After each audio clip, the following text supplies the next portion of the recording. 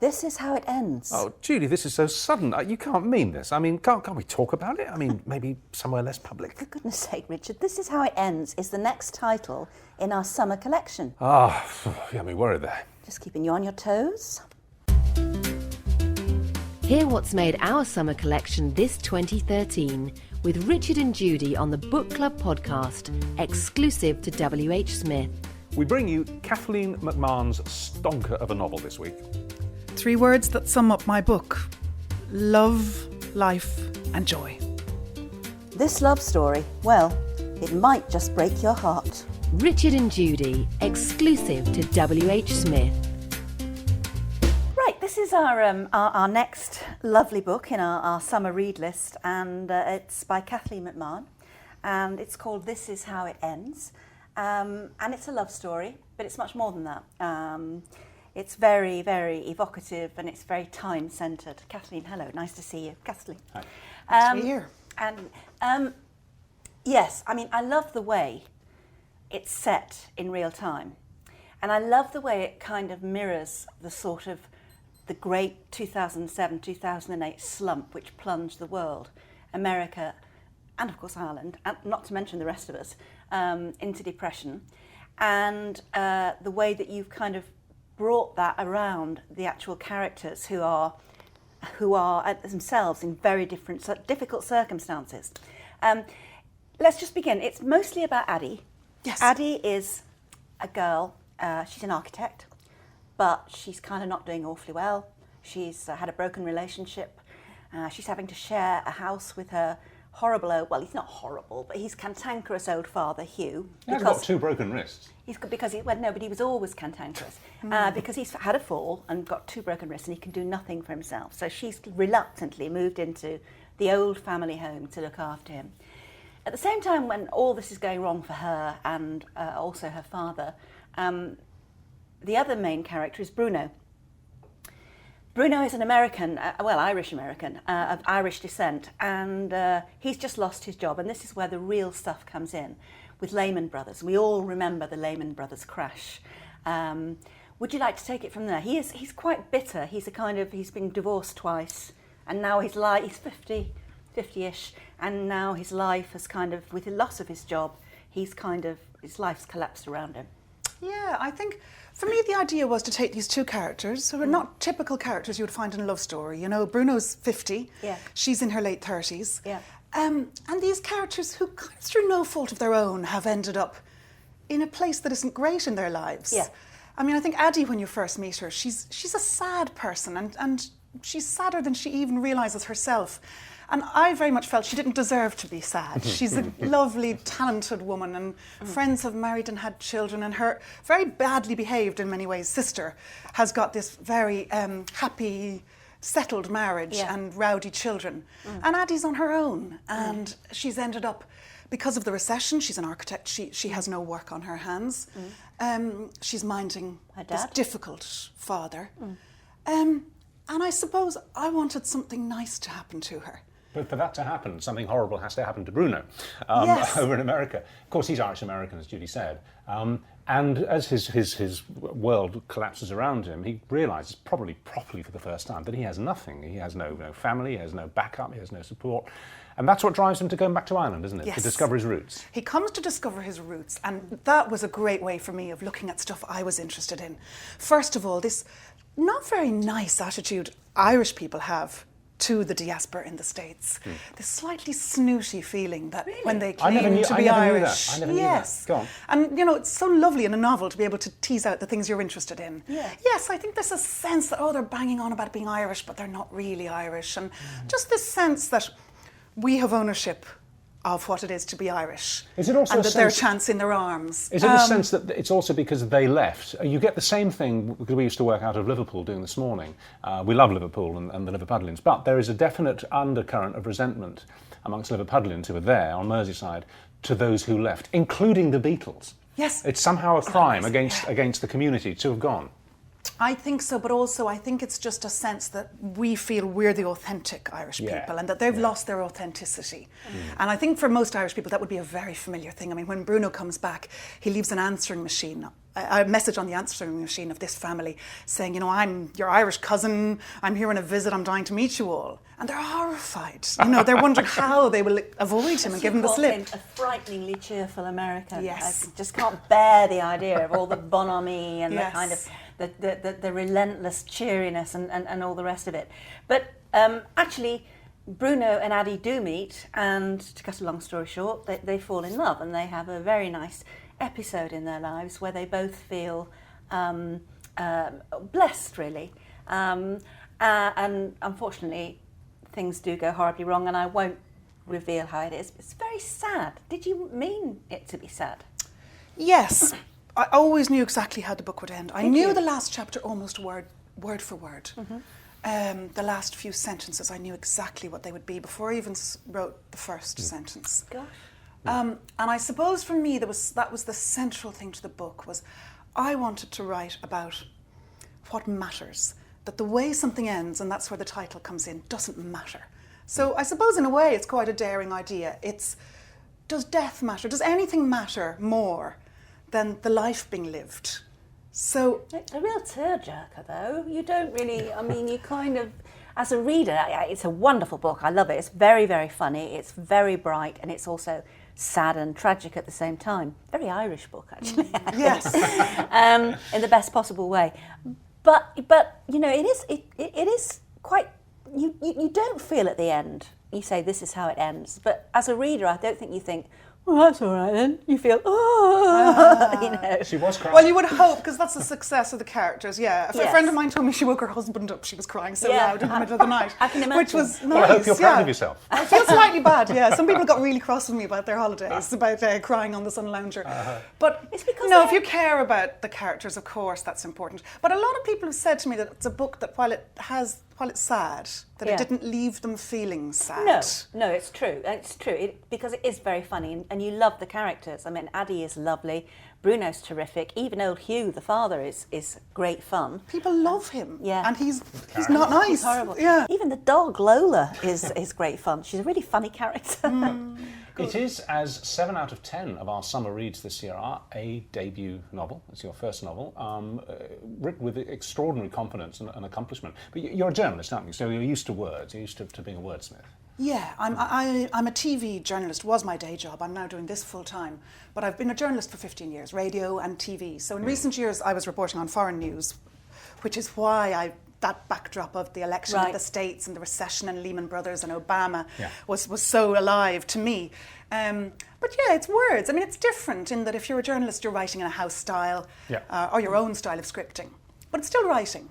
So that bit wasn't difficult for me. No. And I think journalists get it, you know, a little bit of a boost in that you're used to writing and cracking on with writing and constructing something. and meeting deadlines. And just getting on with it, basically, because you have to, don't you? I mean, you know, you can't afford the luxury of sort of saying, oh, well, I can't complete this article, I'm going to give up. But totally. I mean, the 1 o'clock bulletin is a great, you know, when you're trying to construct a beautiful sentence in the middle of your script, you look up the clock and, you know, absolutely. it's sobering. I love your news experience, the way it came through the novel, that fantastic, when Obama is elected, and Addie says it feels like the whole world has found a new lover, you know, and that is exactly. Do you remember? Yeah. Oh God, yes, I watched it. We were doing our television show there, and I sat in my dressing room all day with my eyes glued to the screen. I just couldn't take it off. I remember it was wonderful. I was filling in on a Radio 2 sort of current affairs show, Radio 5 current affairs show that evening that he'd won, that we knew he'd won,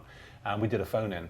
And I remember saying after about an hour, can we get one person who doesn't think this is this isn't a great event? I mean, everybody, even the cynics, were in love with Obama. It was so exciting, and for me, what a fabulously energetic backdrop for a novel. And it kind of fed into the story as well, because just that ability of America to reinvent itself, I found that fascinating.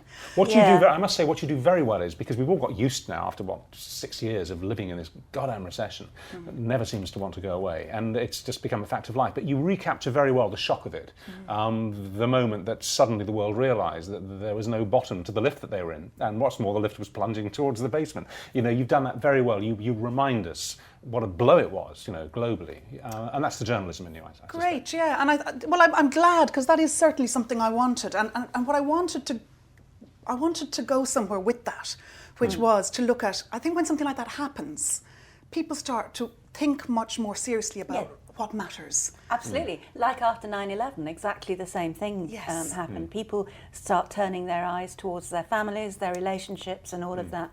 And that's what happens in This Is How It Ends. And it's I keep on saying it's sad, and it is sad at the end, but it's only sad at the end. Actually, it's very, very funny and very quirky, and I loved it. Yeah. Thank you. Thank you. It's a hit, a palpable hit. This Is How It Ends. Kathleen MacMahon, lovely to meet you. Thank you. My name is Kathleen MacMahon, and I'm the author of This Is How It Ends, which is my first novel. What first inspired you to write? Well, it's such a great release. It's like the secretary is taking her hair down and her glasses off. I mean, I was used to having to write 1 minute 20 pieces for television news. So suddenly to have 100,000 words at your disposal is like being let loose in a sweet shop. But I think the journalism brings good discipline. You're used to writing to deadline, and you're used to just getting on with it. If you get stuck, getting stuck is not an option in journalism. So I think that certainly is a skill that journalists carry with them. But no, it was a great luxury to be able to have a few more words at my disposal. What do you like to read? I read really widely. I read crime. I read Ian Rankin for character and pace. I think Rebus is a fabulous character. I read a lot of American writers. Again, John Irving for character, Owen Meany, Annie Proulx, A.M. Holmes for black humour. You find different things in different writers. I love Kate Atkinson. I think she combines light and shade really well. She's very good at writing a readable novel that also has substance, which I suppose would be what I'm aiming for. And Irish writers as well. I mean, I love William Trevor and John Banville for the beauty of those perfect sentences. What is the best piece of advice about writing a book you can pass on? It's been in my head to write one for a very long time, and I think I was very fearful about the process of writing a novel. It is very frightening. You feel you're exposing yourself, and you feel like you're, really stepping out onto a very frightening ledge, really. I think the sobering moment for me was when I realised that if I didn't do it, it would be something I would always regret. So I became more scared of that than I was scared of not doing it. So that galvanised me in the end, one fear beating the other into submission. Talk us through your writing process. The way I write, I have kids, and at the time I was writing this book, I was also working as a journalist. So I jumped on any spare time I had. It wasn't a case of trying to give myself a certain amount of words I would write every morning. It was more a case of snatching the time when I could find it and using it as well as I could. But in a way that was lovely, because it was luxury time. It was time that I was on my own in the house, that I wasn't at work, that the kids were at school. So it felt like a treat to be working on it. That bit of it, I think, probably doesn't last into the second novel, but certainly for this book, which was my first, it was such a treat to be able to work on it. What's it like seeing your work on display on the bookshelves of WHSmith? Yes, I saw my book on a stand out the front of WHSmith today. That's a really good buzz. It's a fabulous feeling. I was in the airport, kind of looking around. You feel like saying to everybody, "That's me. That's my book." My dad is being embarrassing. He's going up to people in bookshops and tapping on them on the shoulder and saying, "That's my daughter's book." But no, that's a lovely buzz for me and for my family. Want to join in the conversation? We're on Facebook /Richard and Judy Book Club and Twitter @WHSmithCoUK. You know when you're at a wedding or a dinner dance and you're longing for it to be over so you can go home? The champagne reception was enjoyable, the food was good, but now the meal is over and the tables have been cleared back to make space for the dancing. You're still nursing that last glass of wine. You were talking to someone during the meal, but they've gone outside to smoke and you've been left alone. It's too early to leave. It would be rude to leave now. Once the band gets started, once people are up on the dance floor, you'll be able to slip away. You can whisper goodbye to the hosts. Or maybe you'll just get up to go to the bathroom and then keep on going. Sure, nobody'll notice anyway. The band is playing a Beach Boys medley and the men are throwing their jackets away, the women kicking off their shoes so they can dance in their stockinged feet. You're standing at the door, your coat draped over your arm, and you're scanning the room to check if there's anyone you need to say goodbye to, but nobody seems to have even noticed you're leaving. You're just about to slip off. But just at that moment, the band starts playing your favourite song. Not just a song you're fond of, but your favourite song ever. The one that always makes you feel like dancing. The one that makes you forget all your troubles and makes you want to live. You stand there in the door and you don't know what to do. Do you stay or do you go? That's where Addie was when she met Bruno. This book by Kathleen MacMahon certainly has pedigree. It spent 5 weeks at the top of the bestseller list in Ireland, and it's been translated into more than 20 languages. It's brilliant. You can tell, I mean, it's Kathleen MacMahon's first book, but she is a journalist and has been a long time television news journalist in Dublin. And therefore, she writes very authoritatively. There's the story in itself, which is a love story, a very sad love story as it turns out, but there's the story in itself, but it's set in real time, and it begins basically in 2007, 2008, the start of the Great World Depression, when everything, the bottom fell out of the economy. Yeah, she does very well actually, because we've all got so used to living in this awful period of constant depression and cuts and all the rest of it. But she does very well in reminding us of those last sort of seconds of the little golden age when everybody was getting rich quick, and then suddenly the floor fell out of the elevator bottom and the elevator itself catapulted down and it hit the basement. We've forgotten what a shock it was. Everybody was living in it like a dream until suddenly the economy imploded. And she does that very well. Yeah, and it was all over the place. It was America, it was Europe, it was Britain, it was Ireland. And the book starts in America when, actually it starts in Dublin, but the main story starts when Lehman Brothers in New York, the big financial firm, went belly up. Basically, they made many of their staff redundant. I remember seeing it on the news. They all looked absolutely shell-shocked. You remember them walking out of the main lobby doors of the building with all their worldly goods in cardboard boxes, looking, as you say, shell-shocked. They'd gone in Masters of the Universe and come out on the dole. It was extraordinary. And in This Is How It Ends, one of those guys made redundant is Bruno, who is an Irish-American. He's American through and through, really. He lives in New York, but he comes from Irish stock. He has Irish descendants in Dublin. And he's 50, and he's been through 2 divorces. He's got no children. He's got no one. He's got no one, and now he's lost his job, and he's deeply depressed, and he decides to go to Dublin to kind of find his roots, really, to search out his ancient Irish cousins. And I thought what was really funny about the book, and something that I hadn't any suspicion of, is that people living in Ireland, Irish people, are actually a bit fed up with American Irish sort of claiming Irish heritage. Yeah. So he has quite a sort of a lukewarm reception at first, doesn't he, from his relatives? Certainly from Hugh, who is the father figure, to Addie. Addie is the main character in this story. She's in her late 30s. She's an architect, but it's the recession. She can't get work. She's just had a broken relationship, and what's more, she's forced to live with her father because her father is a widowed surgeon who's had a terrible fall and has broken both his wrists and can actually do nothing for himself. So she's got to live with him, much to her annoyance, because he's really cantankerous. And he hates being looked after by her. And he hates being looked after by anybody. And anyway, Addie and Bruno meet. Bruno comes to Dublin, searches out the family, they meet, they fall in love, and they have this wonderful love affair. A wonderful sort of sexual love affair, and they're deeply, deeply happy, but this is how it ends. All I will say at this point is that you spent 10 minutes in tears when you closed the book. Indeed. Although, as the author says, it does have a sad ending, but it doesn't leave you feeling sad. No, because it's funny. In parts, it's a really, really funny book. It's really quirky. There's a very funny dog in it. A funny dog called Lola. Yeah. Oh, listen, it is a great book. Really good read, really easy read. And it's even better if you buy it at WHSmith, because not only do you get a great deal, but you also get more for your money with added extras at the back of the book. Get great tips on how to write your own bestseller with exclusive content on our Facebook page, facebook.com/Richard and Judy Book Club.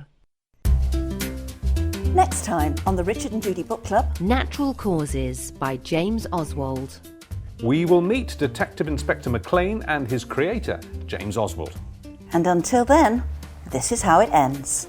Check out whsmith.co.uk/Richard and Judy. Thanks for listening.